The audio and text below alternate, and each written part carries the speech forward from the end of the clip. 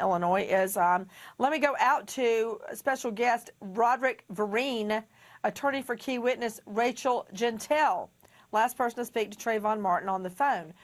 Do you remember, Mr. Vereen, when she was kind of playing with him a little bit on the phone? She said, hey, what if he's a rapist?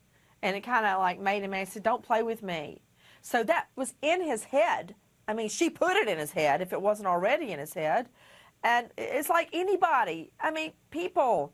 Have any of you ever been walking in a parking deck? I remember going up to, I don't even know what floor, when I was leaving the courthouse with all my books and my exhibits and everything.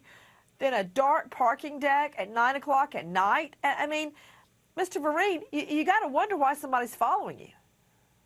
Well, that's correct. I mean, if you listen to the testimony of Rachel Jeantel when she testified as to what she said to Trayvon Martin when Trayvon Martin made the reference to her that he's being followed by this creepy individual, and she makes the reference jokingly to him that, hey, he might be a rapist and you better run. Well, he took what she said to heart, and that's exactly what he did. He ran, and he tried to get away from Mr. Zimmerman. And later on during the conversation, you heard Rachel Jeantel testify that, you know, Trayvon Martin said, he's behind me again. So, of course, his, he was apprehensive about, finding out what Mr. Zimmerman was following him for. And he even asked him, according to Rachel, saying to him, why are you following me? And then there's some statement made by Mr.